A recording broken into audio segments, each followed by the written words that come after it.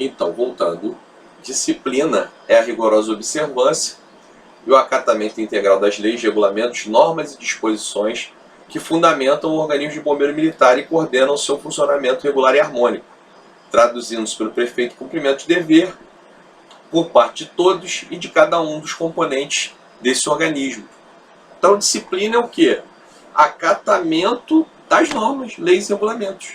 Então, eu sou disciplinado na medida em que cumpro os meus deveres funcionais que emanam das leis, decretos, regulamentos, portarias, resoluções, notas em boletim, todas aquelas normas que regulam o meu exercício funcional.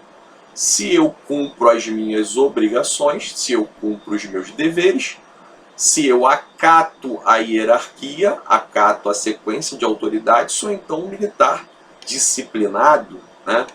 E o tanto quanto no início da minha vida militar ouvi muito o termo disciplina consciente, né? Seria o que deveríamos sempre buscar, né? Não que o militar atue por temor da punição, mas sim que ele tenha como valores internalizados que ele, como militar, tem que cumprir as leis, os regulamentos e acatar a autoridade. Porque se ele fizer isso, aquilo que eu falei estará completo, estará efetivado, estará acontecendo na prática. Ou seja, a instituição estará cumprindo o seu dever constitucional. O Corpo de Bombeiros estará nas ruas prestando seu serviço com excelência, com eficiência e eficácia, porque os militares têm uma estrutura hierarquizada, acatam a autoridade e são disciplinados, cumprem os seus deveres funcionais. Ao cumprir esses deveres funcionais, tudo então funcionará bem. Então isto é hierarquia e disciplina. Estão aí as definições legais. Acatamento da sequência de autoridade, cumprimento dos deveres. Ah, coronel, mas hierarquia tem em toda a instituição. Tem. Tem numa empresa pública, privada, tem. Mas não com o regramento legal específico que resguarda esta hierarquia e permite então que as ordens emanadas sejam cumpridas à risca para que o serviço possa ter seu integral desenvolvimento, a sua efetividade. Guardem essa expressão, para que a instituição possa ter então o seu regular funcionamento. Então, passando ao slide número 6 das nossas exposições, nós citamos o coronel Vala, da Polícia Militar de Santa Catarina, que tem vários artigos, algumas obras também escritas no âmbito do direito penal militar, e processo penal militar e direito disciplinar militar. O coronel Wilson Odirley Vala. Então, diz ele lá: a obediência hierárquica militar, no âmbito do direito penal e do direito administrativo, deve ser diversamente considerada, visto que a natureza da função militar requer que o superior conte com poderes e faculdade, que compreende ao mesmo tempo o direito de ordenar e a faculdade de punir os atos que julgue contrários à disciplina. Então, guardem isto, mais uma especificidade muito grande do regime disciplinar militar. Enquanto o servidor público civil, quando comete uma transgressão ao seu regime disciplinar, previsto no seu estatuto próprio, ele responde a um processo administrativo disciplinar, que é conduzido por uma comissão processante, onde depois uma autoridade diferente do seu chefe imediato vai puni-lo. No âmbito militar, aquele que dá a ordem e tem essa ordem eventualmente descumprida pode ele mesmo, através de um regular processo administrativo disciplinar e dentro do seu âmbito de competência, delimitada pelo regulamento disciplinar, aplicar a punição. Então, no âmbito do direito administrativo disciplinar, quem ordena também pode punir, e punir com presteza. Então isso dá uma agilidade ao sistema de correição, ao sistema de perseguição dos ilícitos, a persecução dos ilícitos administrativos, dá uma rapidez e uma efetividade, dá um reforço a essa hierarquia, onde o descumprimento de uma ordem pode acarretar por uma punição aplicada por este mesmo que emitiu a ordem. Vamos esmiuçando essas ideias.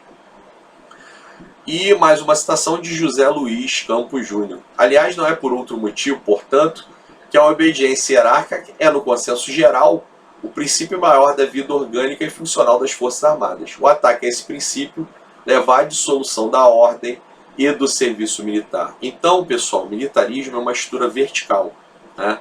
Militarismo não é lugar de excesso de questionamento, de ponderação e nem de pessoas que não têm essa condição de disciplina para o acatamento integral das ordens, né? Aqueles que têm um cunho filosófico muito forte nas suas ações, que gostam de contestar tudo. A instituição militar não é um ambiente para essas pessoas. Não é um ambiente para essas pessoas excessivamente questionadoras. O militar ele tem que gostar da ordem e sabe da ordem estabelecida, né, das coisas estarem ordenadas, e tem que cumprir normas e acatar ordens dos seus superiores. Então a estrutura militar ela nunca será horizontalizada, ela é sempre vertical, tá certo? E a obediência hierárquica é fundamental. Se não há essa obediência, se há uma quebra no bom encadeamento do serviço por descumprimento das ordens, a instituição militar está fulminada enquanto militar, tá certo? Vira outra coisa diferente, não vai ter o modus vivendi e os valores próprios que caracterizam uma instituição militar e que dão aso a essa especificidade constitucional que o legislador constituinte originário queria estabelecer.